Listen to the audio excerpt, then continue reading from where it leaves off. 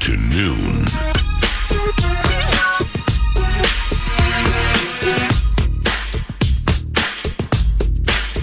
Leber.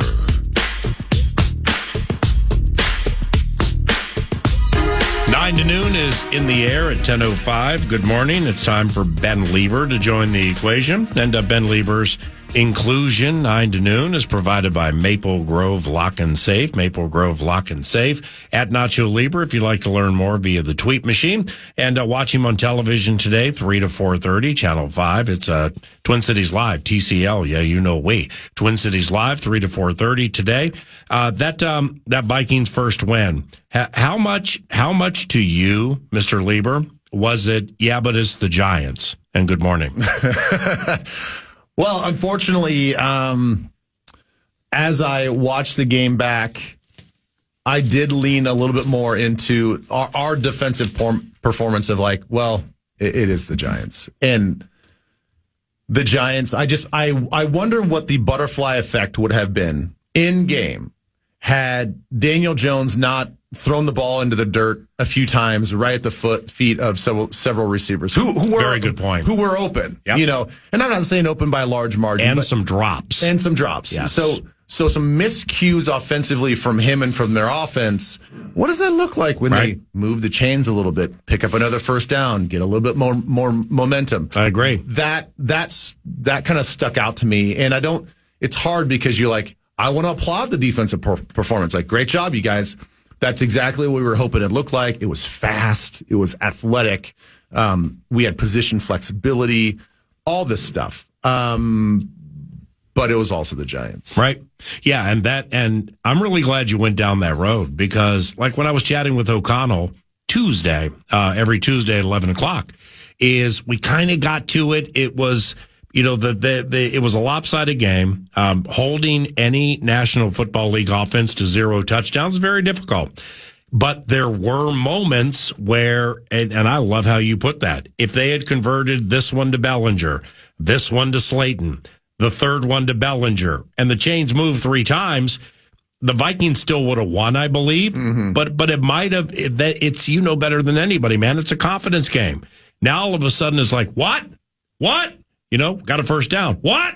You know, now they're starting to pump themselves up a little bit, and you got some players over there like Blake Neighbors and Andrew Thomas and stuff like that. But you also would recognize better than us. Well, of course, Flores knows that.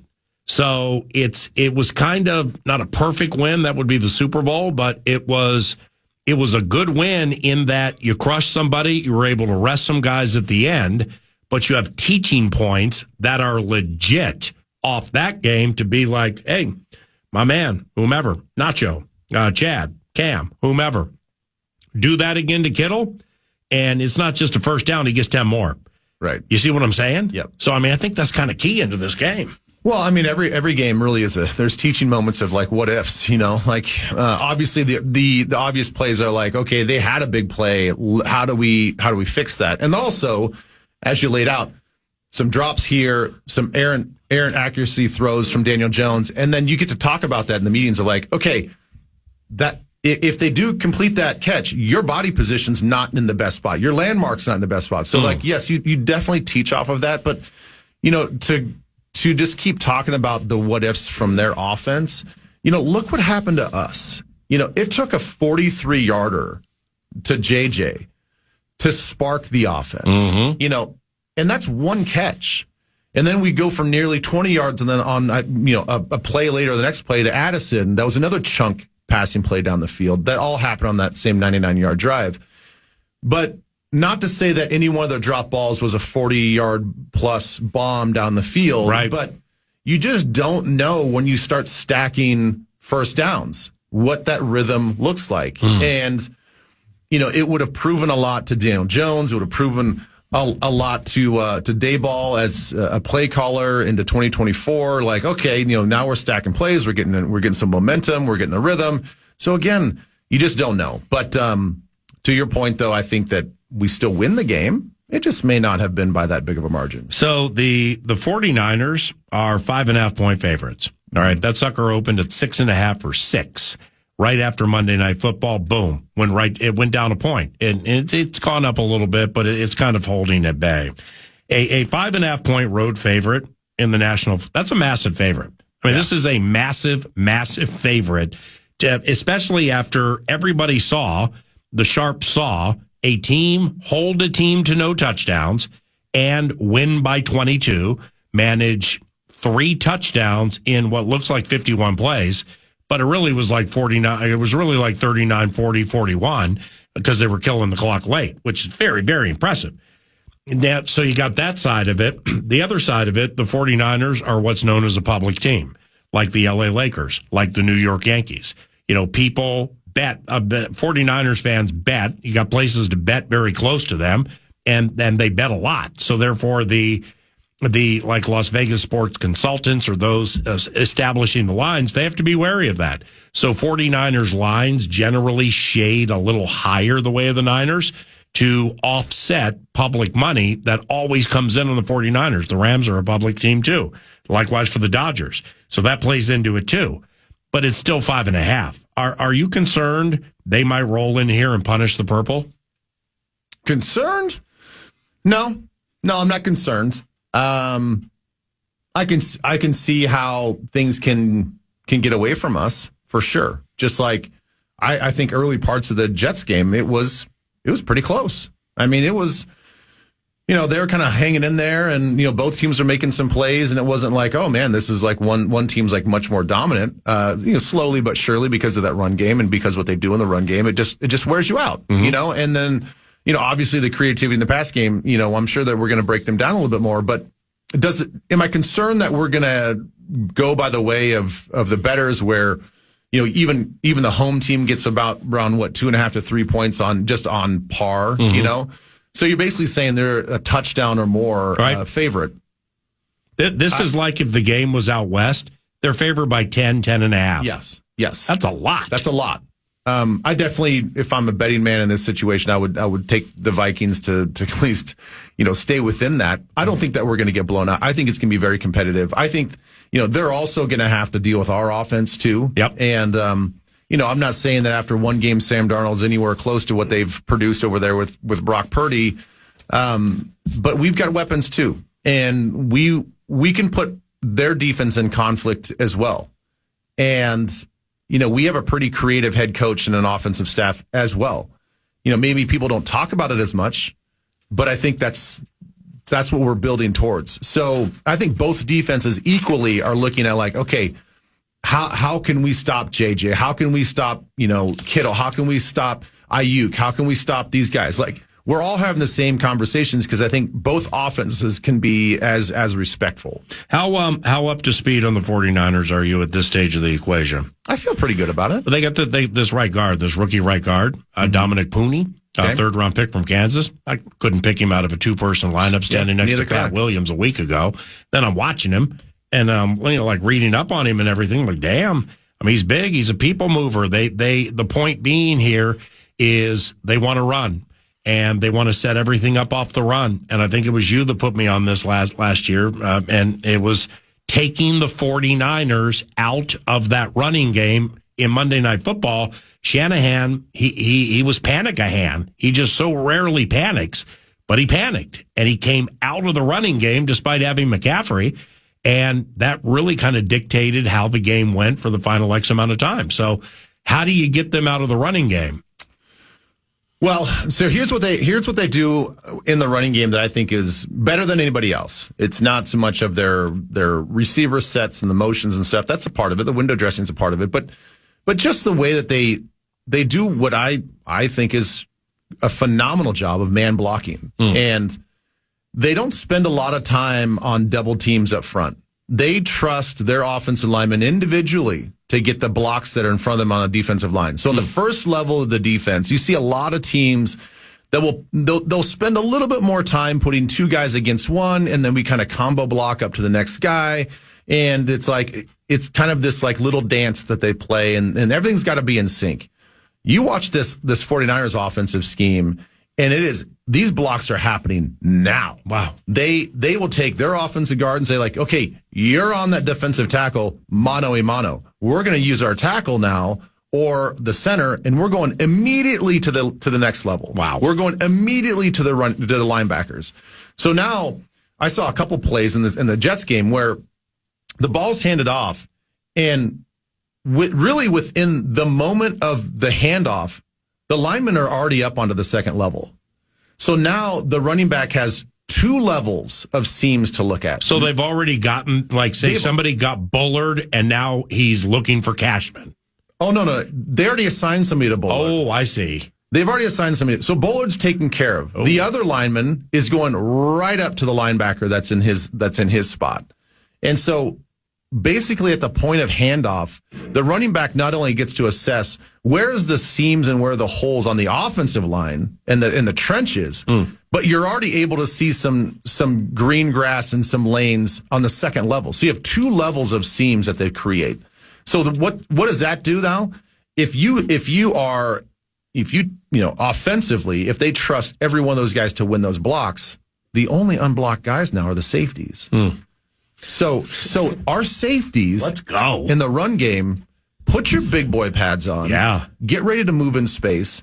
You're not looking for a pretty tackle. You're just looking to get a guy down. Okay. And so I think what we did really well last year was our guys up front beat those one-on-one blocks. You have to beat those one-on-one blocks up front. And don't even allow those guys to have two-level seams to run through. So that's why, like, McCaffrey, allegedly a late scratch, but like, say Mason, all right, 3-2. So you can put somebody in for McCaffrey and just follow the plan. Okay. So Trent has him. Pony's going to get this guy, and you're on the safety. Yeah. If you just follow this and go here. Yeah. And most of the time the safety is unaccounted for. They're just basically saying, like, listen, Jordan Mason or McCaffrey, get the ball, hit it downhill, and use your vision, which is what, they both show they're excellent at. And all you got to do is break a tackle. Break a tackle on a safety or a linebacker that's shedding a block, and it only probably has just a shoulder and arm to get on you because you're getting off the block late. That's the beauty of their run scheme. Now, you can throw in all the other stuff, the jet sweeps and all the things to keep you honest, but I'm talking like just fundamentally the way that they set up their blocks on the interior of their offensive line is fantastic. Wow. And it's fast, and it happens now. You will have a big body offensive lineman as a linebacker in your face the second the ball snaps. Ben, when you're diagnosing a team, all right, so let's think your offense against Vikings defense. Okay. How do you mesh so many new players compared to scheme? In other words, like, okay, there's Van Ginkel, there's Cashman, there's Grenard, there's Dallas Turner. Well, you just got, Gilmore, Griffin. Mm-hmm. You got a bunch of newbies. So do you find the L in the player, or do you find the L in part of the scheme? I think you try to find the L in the part of the scheme because we do such a good job of moving guys around. For instance, even if you want to run the ball on a third down, a nickel situation where we've had, we showed last week we have Van Ginkel on playing basically a 3 technique inside. So in that situation, I wouldn't necessarily look at Van Ginkel as, that's an outside linebacker playing the interior. We should expose that. In that situation, it's just a player. You're a player. What scheme are they trying to run? Right. Where are the vulnerabilities when they have a guy like that? What are they usually doing coverage wise when they have him in here, and try to exploit the defense in those soft spots versus, oh man, now we got to pay attention to where this number is and where's number 0 and where's this guy and where's all of the identifiers just make things kind of muddled. Yeah. So I think that you just take out some of those identifiers, because as of right now, we don't have a guy that I would say is like, we don't have an Aaron Donald. Aaron Donald is like, where 99 is at all the time. You identify him all the time. Where's Ray Lewis? We identify him all the time. Where's Ed Reed? We identify him all the time. Like, we don't really have a guy right now that's like that. I think a little bit Ivan Pace can be that trigger guy. They go like, okay, well, if we know where he is, we can kind of maybe decide where they're going to be blitzing and whatnot. But right now, I would just say attack the scheme and not so much the player. Ben Leber, Twin Cities Live today, 3 to 4:30 on Channel 5, at Nacho Leber via Twitter. Passing games. Well, no. All right, 3-2. So getting a lead and starting fast. Well, I mean, you'll hear it from every coach of every team every single week talking about the importance. But don't you think it's magnified in a game like this? I mean, if somehow you can score, stop, and get a field goal, to be up 2 scores on Shanahan, how much, like say it's second quarter and you're up by 2 scores, how much does that help you against the way he runs offense? Oh, it helps you immensely. It's immense, right? It's huge. Yeah. It's huge because, so much of his passing attack is short to intermediate throws.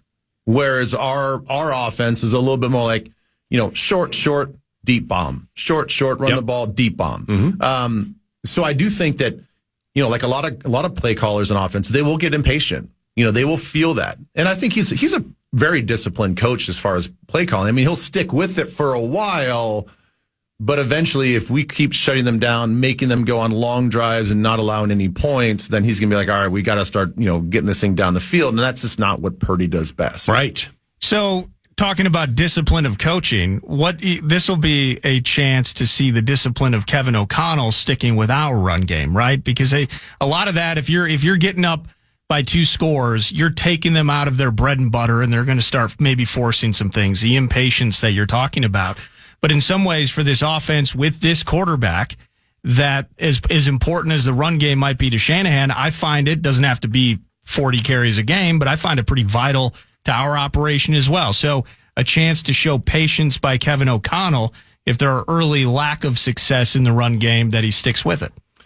Yeah, I mean, that could be in what we've been hoping with all season with Aaron Jones and Ty Chandler. Like, that could be the true catalyst for this defense or for this offense. And to really take a lot of weight off of Darnold's shoulders is the run game. And you look at the way this defense is set up for the Niners, you can look at this 2 different ways. Look, I'm not in their offensive meetings. I don't know exactly, what their philosophy is based on this information. But they're not a heavy blitzing team on early downs. They don't need to be. They've prided themselves on that we have some stud, very rangy linebackers that can hit and play in space. We have a front 4 with a rotation that we think can get home a majority of the time without bringing a blitz, especially on early downs. Now, they're like a lot of other defenses. They will blitz on sub packages and third down, but they'll mix it up. But on first and second down, do what you want with it. You're not going to see a lot of movement from this defense.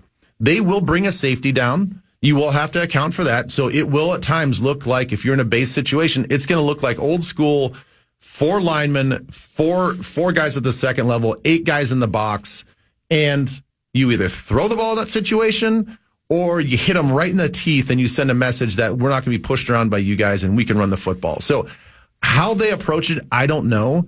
But I do know is they don't blitz.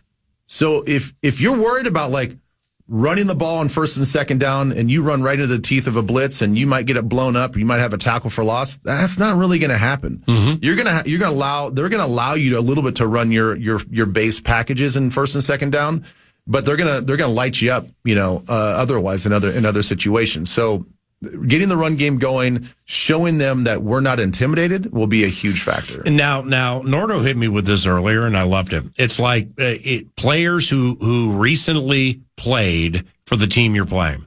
So, like, let's go back to last week. All right, I just don't believe Duke Shelley running scout team defense against Cousins and whomever last year, or even part of this year. Duke, and I'm not knocking Duke.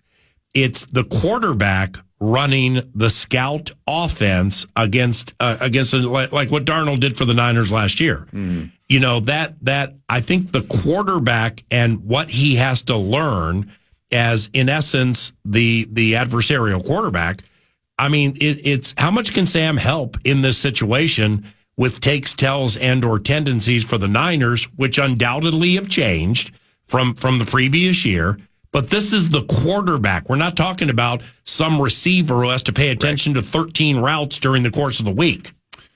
It's amazing how many times I've heard a former player get up in front of said offense or defense for their new team.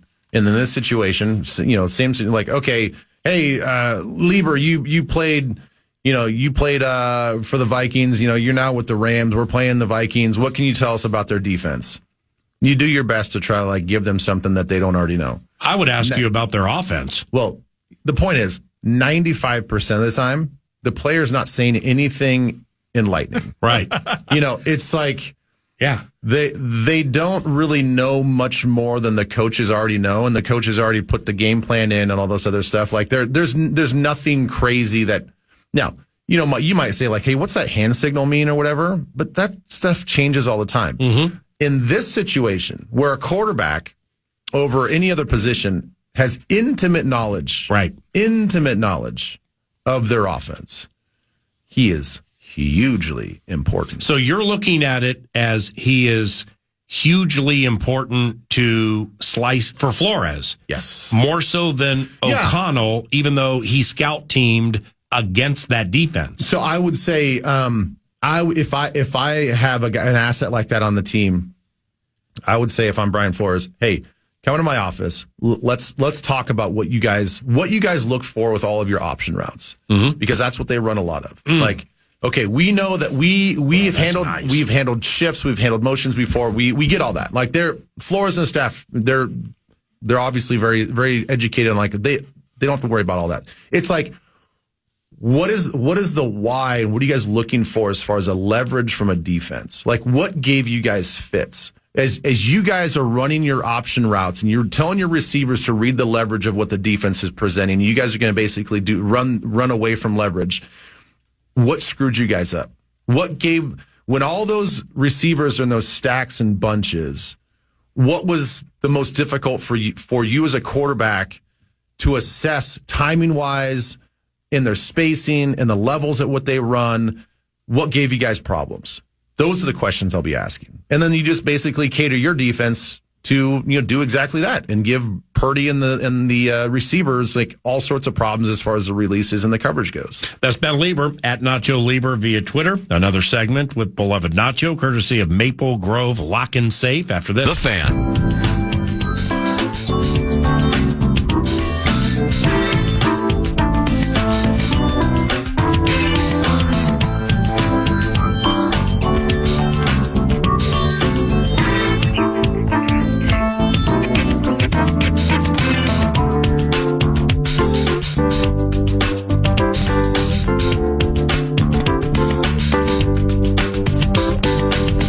Hey, just as an aside, with the Golden Gophers facing the Nevada Wolfpack this weekend, it's kind of weird, though. You played against Donald Driver, right? Yeah. Yeah, Donald Driver's son plays for the Golden Gophers. Correct, yep. You played with Nate Burleson. Mm-hmm. Nate Burleson's son. I didn't play with Nate. Oh, you didn't play with Nate? No, he left right when I got here. I think his last season was 2005. Okay, and you got here in 6. All right, well, Nate Burleson's son, I don't think he plays. If he plays, he doesn't play much. He plays for Nevada, so we're starting to get those names popping up with some players against whom you played or with whom you're familiar as college kids. But when you played at K-State, how frequently you played 4 years, right? My redshirt year was 5, so okay. It was 5 years I was in the program. How frequently, or if ever, did you encounter a wishbone offense? Well, immediately against Nebraska. Okay, so you remember playing the bone. Yeah. Because Nevada runs that. Mm-hmm. And so I was thinking about it a little bit, because I didn't know what Nevada ran. And PJ Fleck joins every Monday, and he went on for 3 minutes about the complexity of the wishbone. And if you jettison your assignment, the do your job bit, it could be 74 and out the door. But don't teams generally run wishbone because they don't trust their quarterback to throw? Or is it just like I have this super special gotcha theme, like Tony Sperano, God rest his soul, when he jumped into Miami with Ronnie Brown and the Wildcat, which really is a single wing. Do you find teams run the wishbone because they don't trust their quarterback to throw? Or is it just like an underutilized, cool college offense? No, the way I understand it, teams run wishbone or a variation of triple option because they just don't have the skill guys. Yeah. I mean, they lack the athleticism on the outside with receivers and the athleticism. I mean, not athleticism, but yes, the throwing prowess of a quarterback. Because back in the day, a lot of teams ran, some version of option because what's easier to find? 5 beefy offensive linemen that can push people around. And Madison Hedgecock. Or you need the good fullback. Yep. You got to throw all those guys in there, right? So it's easier to find those corn-fed guys on the offensive line. You've got a Madison Hedgecock at fullback. And that's the front guy, right? Yep, that's like the CJ Ham position. Well, depending on which option you're trying to run here. But the point is you've basically a lead blocker as a back. Even look at the modern day football, finding running backs are a dime a dozen. I mean, and then think about 20, 30, 40 years ago, that was the beauty position. That was the sexy position. Everybody wanted to play running back because you always got the ball. SMU used to have the Pony Express, and it was Craig James in front of Eric Dickerson. Yeah. And they both were the bomb. Yes. And then find yourself like 2 wing backs that are basically glorified running backs and basically do the same thing.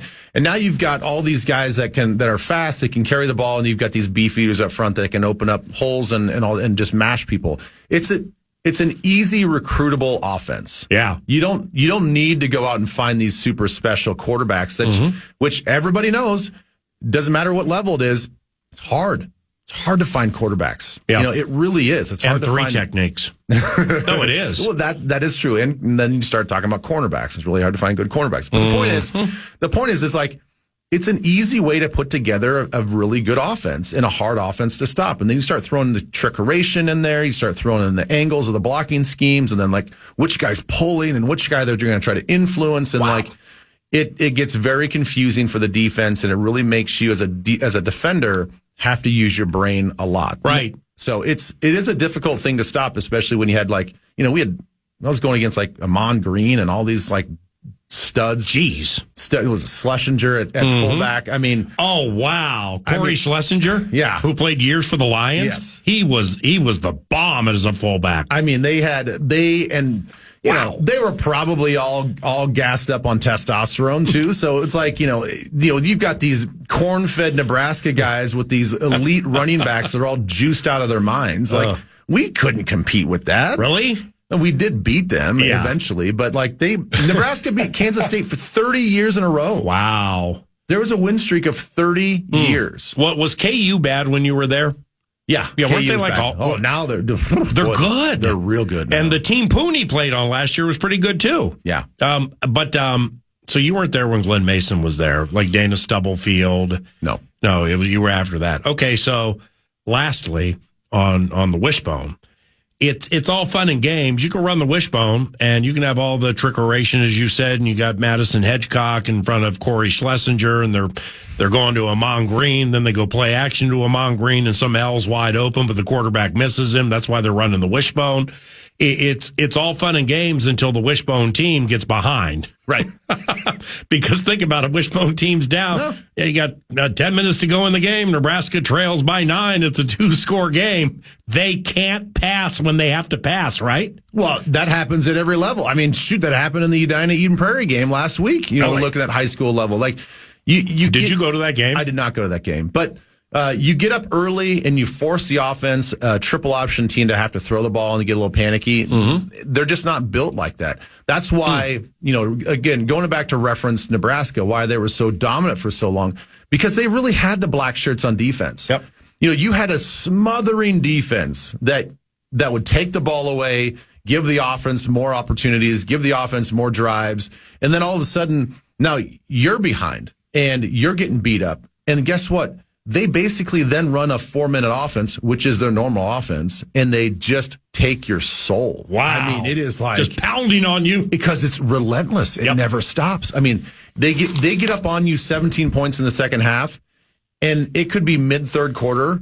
Well, what are they going to do? They're going to run the clock out and just keep running their offense. Wow. And they just keep going and going and going. And so, that's the thing. You have to get up on those guys some way, somehow, to make them one-dimensional throwing the football, which is what they're not good at. And we do what's known as a 6-pack of picks, and that was one of my picks. Simply because I don't have an opinion of the game. PJ's favored by 17.5. I got no idea, which way I'd go on that. But it's so infrequent you see these wishbone teams. And then it's like it's fun watching the wishbone when it's clicking a little bit, just simply because it's a stylistically quirky sound bit you don't see much. But if you're the nacho for the defense, if you're the defensive end or whomever, and you ain't paying attention, I mean, they're gone. I mean, it's like block, guy's gone. You know what I mean? You have to pay attention to the proverbial P's and Q's here. Oh yeah. I mean, it's so hard for the overhang players, whether you're a defensive end or an outside linebacker, and then the linebackers themselves. It is, there's so much. I mean, sometimes when you start throwing like the reverse out of the quarterback, they'll reverse out. Fake an underneath handoff from a wing. They wrap around, and then all of a sudden there's a front side guard pulling, and you're like, "What is going on?" Like you can't even your eyes can't even follow what's happening. Mm-hmm. And there's over the top handoffs, underneath handoffs. Like you don't. And then all of a sudden the quarterback keeper, and they puts it on his hip, and then the next thing you know, he's running around the corner and he's gone. So it is. It is a hard. I mean, you're talking about from a scout team perspective, a hard thing to go against a scout team. Yeah. I mean, that was our biggest stressor during the week as far as our defensive staff trying to get their offensive scout team to do exactly what they show on film. Because, these young guys in college football that are on scout team, there's a reason they're on scout team. Yeah. And so you're asking them to be athletic enough when they go out to practice to show you the looks of a high-powered triple option. Mm-hmm. There's no chance. You don't get that look. Okay. Lastly, what are you digging about Aaron Jones that you feel are things off which O'Connell can play? So, you watch back the game, you got Jones, got the touchdown left side, out-sprinted the mark, Nick McLeod, to the pylon. But, moving forward, what are you liking about the Jones inclusion that you can play off of and do other things? What we didn't have last year and what we got used to seeing with Dalvin Cook was make something out of nothing. That is, you have to be an improviser as a running back. Not only do you have to understand the schematics and the blocking schemes and all this other stuff, and this is where this ball is intended to be hit, but to have a back now that can change direction mid-stride, that doesn't have to stop his feet, recalibrate, regather, then start back up. There's nothing slow about what he does. And that's great because not every block is going to happen. Defenses are going to throw slants, they're going to throw twists, they're going to throw blitz that you weren't expecting. Things are going to get muddied and muddled up. And you need a back that can either make an in-hole cut or flat out just say, yep, bouncing this thing to the outside and make a guy miss. So the way that he can improv and the way that he can adjust to what defenses are giving him on, full speed on the run, huge. See you Sunday and watch you on TV today, 3:00 Channel 5. All of that is courtesy of Maple Grove Lock and Safe. But yeah, one thing before I go, just want a reminder, my Mystic Lake show is happening this Monday, 7 to 8 p.m. Drinks Bar and Grill. It is free to attend, so don't even worry about getting a ticket or anything, you guys. Aaron Jones is going to be my first guest. Sweet. So come down there, 7 to 8 p.m. Drinks Bar, Monday night. Thanks. News du Nord is next. News du Nord, welcome back, 9 to noon. 9 to noon, and News du Nord brought to you in part by The Casino at Canterbury Park. Not just a casino, but The Casino. It's down in Shakopee. And you can do everything there. You're feeling the felt. You're playing poker, blackjack, and table games all year round. Still 5, 6, 7-ish live racing days in the 2024 racing calendar season. So you get to the website for that. And PA, is it Thursday today? Well, I can only answer that question if you answer a question from me. Okay. Do you have an MVP card? I do have an MVP card. Do you like money? I love money. Yes, it is Thursday. So I'm going down to Canterbury after the show today. Well, first thing I'm picking up I've been gifted a whiskey barrel by the program director. I have no idea what I'm going to do with said whiskey barrel, but I got to pick it up. Then you get the meat in the box, and you got a party for Thursday night football. Correct. But before I go home to get ready for the Thursday night football party, I'm going to be putting my picks in with the NFL Pick'em game. Yep, Pro Pick'em. Pro Pick'em at Canterbury Park is open right now. From 10 to 10. Yep. You can go in there with your MVP card, and the MVP card is free, by the way. If you don't have one, you just show up, you get one, and then you're partying. And you have a chance to win hundreds of dollars simply by picking the games.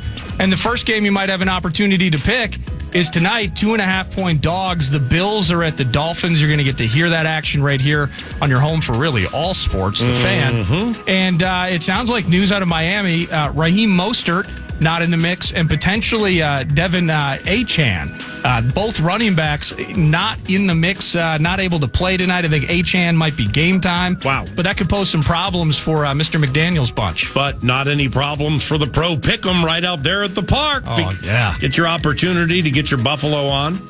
A team that's beaten Miami 11 of the last 13 since Josh Allen joined the Covenant. And like Nordo said, the Pro Pick'em Challenge at Canterbury opened 2 minutes ago. All right, opens at 10 a.m. every Thursday. Free to play. You just need an MVP card, which is free to get. Can Derek Allen switch his shift to Thursdays so I can go in, do the Pro Pick'em Challenge, then have myself a beverage, a sip at Chips, if you may. Yeah. Over-tip Derek Allen, and then go hit up a $10 blackjack table. All right. Talk to him about it. I don't know who's in charge of scheduling at Canterbury. Yeah. You're in the young child, toddler meat grinder. Fair to say? It is true, yeah. Yours true in the little kids, little problems, big kids, big problems. Got one in Colorado in college meat grinder. Fair? That is accurate, yeah. All right. Well, Derek Allen, my son, who you just referenced, the reason I lay it out like that is because he currently is en route to where I think we want to be. Oh, really? Viva Las Vegas. Yeah, boys flying to Vegas right now, coming back on Sunday. What's up with that boy? Windjam treatment, maybe see the sights, see the shows. What do you mean? Play the tables. I don't know what you mean. But just a friendly smile. All right, 3-2. So the Miracle Mile. Pro Pick'em Challenge, CanterburyPark.com to learn more.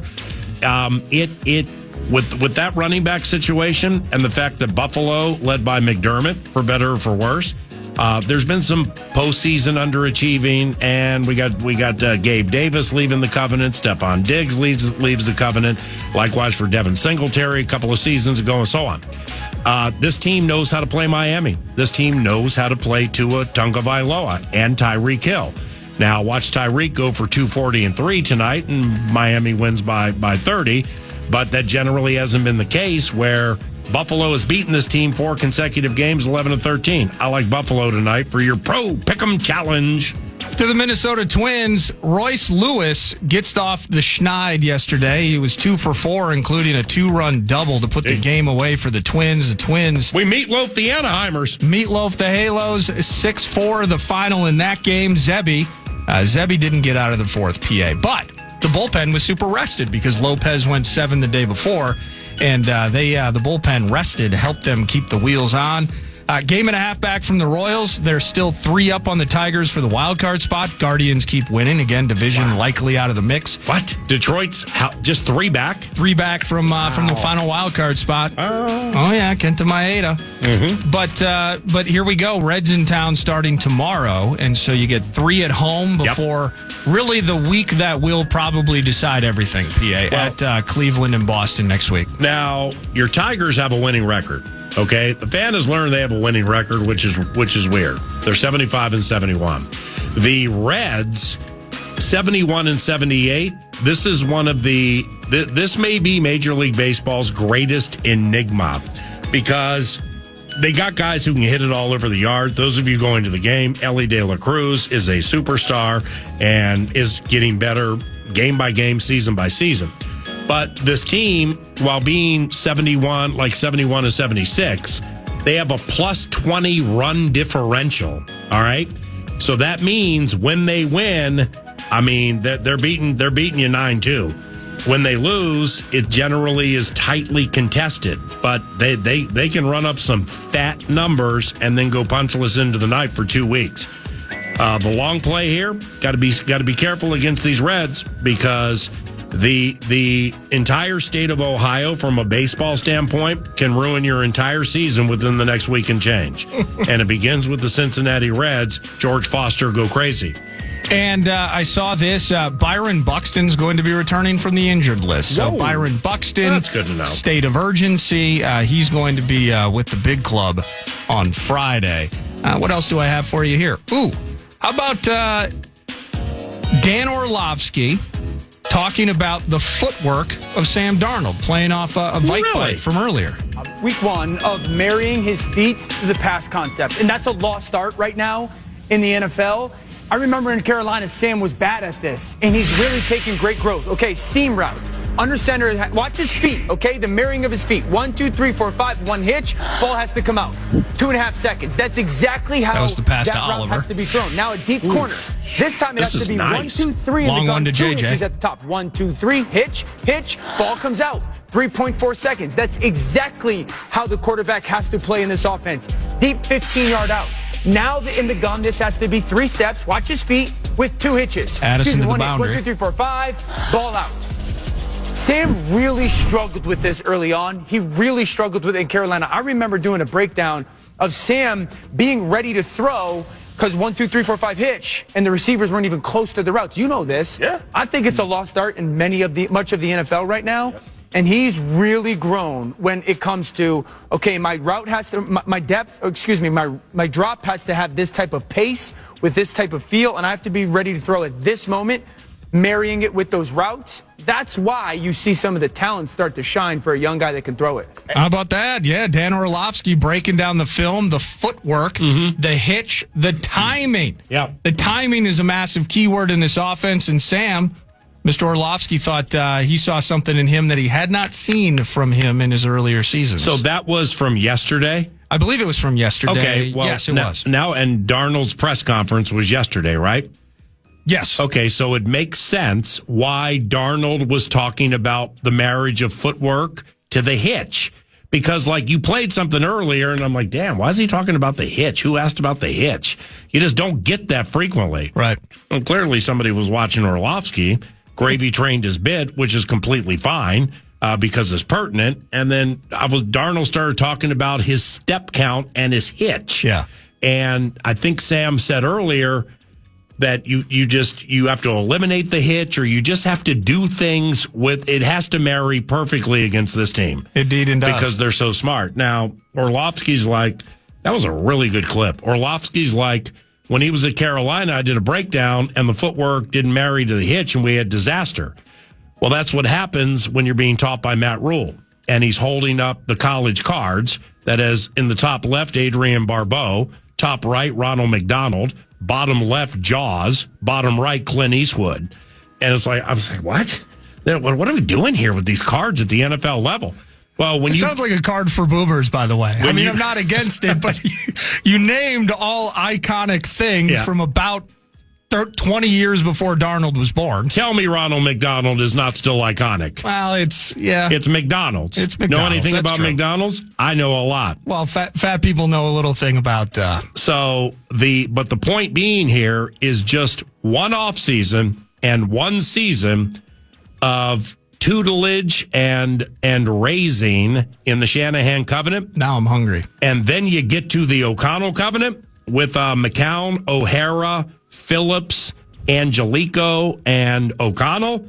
Yeah, I like what I'm hearing, and I like what I'm seeing. I like what I'm seeing from the quarterback, but I like what I'm hearing from those in the know. Well, that's news to Nord, and if you like what you're hearing and like what you're seeing, maybe when you go down to Canterbury today to do the Pro Pick'em Challenge with your MVP card, I'll be there. maybe that will potentially consider your opinion for Niners and Vikings on Sunday. And I'll be there for live racing tonight. 7 days to go, 5 o'clock, and they're racing. We have an 8-race card tonight. Come out and say hello before Canterbury's live racing is bye-bye. We will pay off the final 3 picks for the 6-pack of picks around the corner. Nordo on lead vocals. After that, Greg Papa, play-by-play voice for the San Francisco 49ers. He provides the sneak peek at Fresh Meat, the sneak peek at next week, the adversarial update about 11:20. Don't leave.